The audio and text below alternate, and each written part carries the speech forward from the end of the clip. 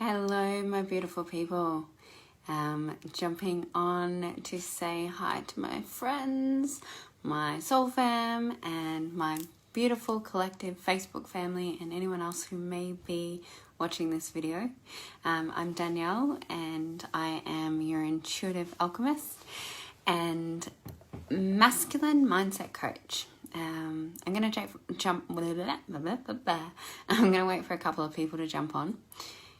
When you do jump on, I would love to hear your present mindset, the present feeling that you have about your weekend, and moving forward for your Monday. Please share that with me. I would love to know where you're all at.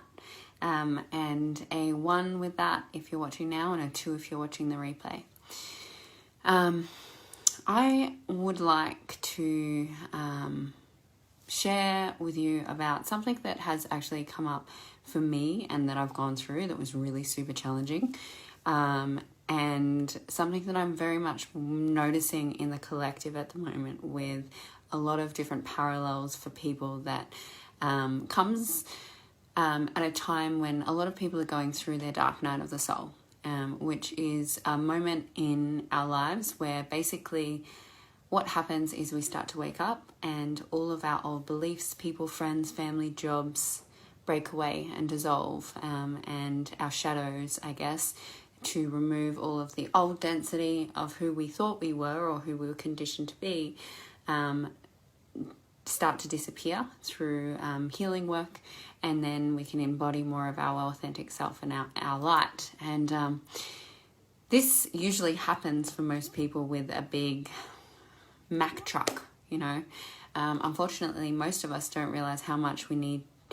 Our inner being is yelling at us to make some changes, and actually they start slowly. They'll be like, follow me this way, and they'll, hint or give you some synchronicities or maybe a thought or a feeling. And most of us are so used to choosing from our pain, trauma and drama and our life experience and our limiting beliefs that we don't get to a space where we listen to those little nudges. We don't listen to the nudge. And so what happens is we end up going into distractor, and sometimes quite traumatic or painful experiences or patterns of behavior, until that truck comes along and wakes us up enough that we're like, hang on, if I don't do something about this, what's going to happen? For me, my own experience of getting to that point where you do that, and what it's actually getting to that point where you have to get that low, I guess, or that moment in time when you realize, no, I'm not okay and I need help. It's hard. It's really hard, but it's usually when we've destroyed our life so much that we're so unfulfilled, and we've got so much fear and so much lack of self-love and so much unworthiness feelings, that we get to this point where something happens and it's like, if I don't realize I'm not okay, I'm not living a life I'm happy with, no, I don't like myself, I want to live a different life, then we sort of get forced into it. So it takes a lot of vulnerability and a lot of honesty and ownership to do that, because then it means once you've brought something like that to the shadow, to the light, you can no longer live a life denying it, and you have to live in truth that aligns with that.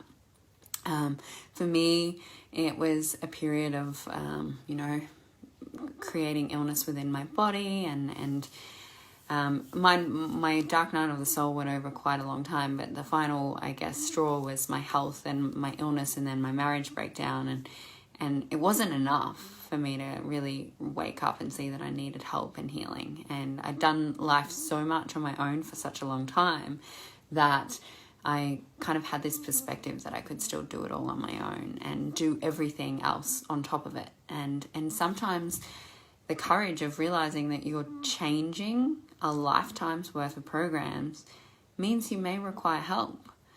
And that's one of the first things that I tell my clients when I connect with them, is to recognize within themselves how much courage and how much strength that takes just to go, this is not working for me. I need your help. I don't know what to do. I can't see past this, but I know that I need help with this. And to get to that point,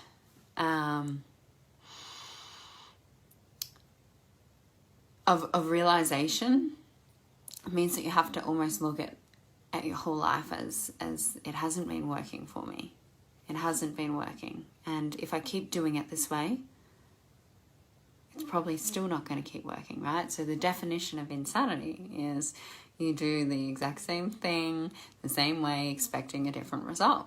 And most of us continue to do that, and it's why we have patterns of behavior that we do, is because we continue to loop back into the old programs and the old patterns and the mindset that we think that is going to somehow magically shift and change something, when it doesn't. You have to make a change yourself. You have to have that courage within yourself to reach out, to do something that may be completely terrifyingly different, to face your fears. And your fears are yourself. To face who you are. That took me having a seizure and ending up in hospital,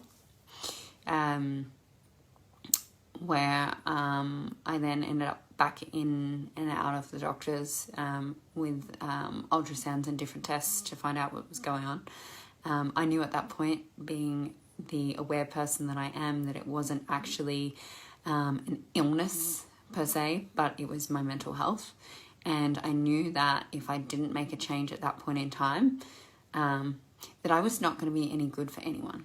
Whether or not I did end up having a seizure and having a car accident and killing myself, I wasn't going to be a good mother, because I wasn't going to be there. It got to a point where I had to realize I was giving up on my life by not making that demand of myself to change. And I had to choose something really drastic. I had to choose to be really super selfish so I could be selfless.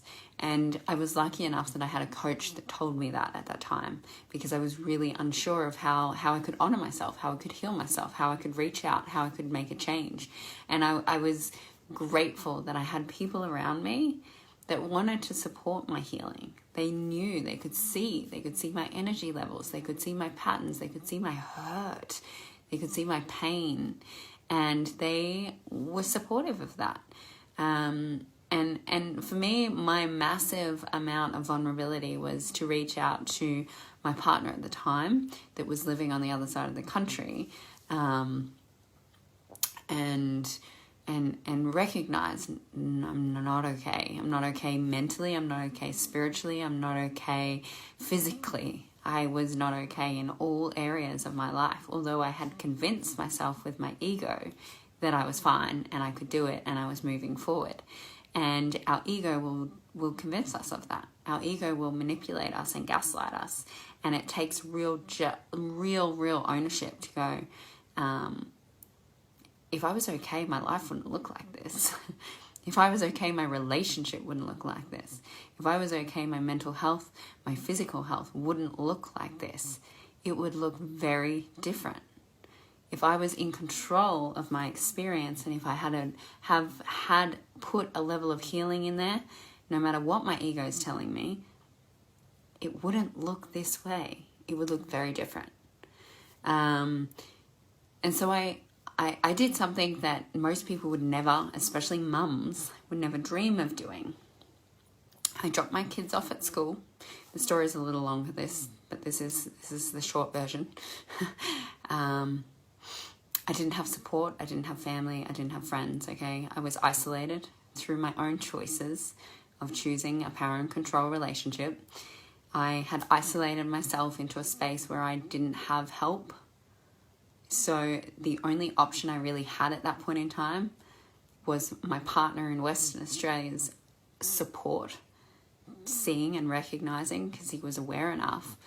And I dropped my kids off to school and I hopped on a plane and went to the other side of the country. And I sent my kids' dads a message saying I didn't know when I was back, but I needed to do some healing. That was the hardest decision I've ever made in my life. But also the one decision I 110 billion% can say saved my life and has brought me to this place that I am today. It was the first choice I ever made based on my own knowing completely, where I had to disregard anyone else's opinion. I didn't have to think about anyone else. I had to let go of my effects of that on my children. I had to let go of the effects of that on my ex-partners. I had to let go of any fear and anxiety of what possible consequences would have come over that, because I knew that I had to look after me. I had to heal me because I was sick. And sick, hurting people hurt people. That's what it comes down to, is they don't only hurt themselves, you hurt everyone else in your experience. So it takes strength and vulnerability. So if you're in that space and you can recognize it, and you can really recognize, no, I'm not okay. I don't need help. There are people around you that are wanting to help you. Those people that genuinely reach out and say, if you need anything, make sure you give me a call, send me a message. People that say, if you want to talk, if you ever need to talk, just give me a call. There's different services. There is different centers. There is support out there in many, many ways. But it's up to you. It's up to you to get to that point within your own life to make a change. I love you. Have an absolutely beautiful evening. Thank you for watching. Any comments, I'd love to hear them. If you know somebody who needs to hear this message, please tag them below or share this on your page. Much gratitude, not gratitude. Good night.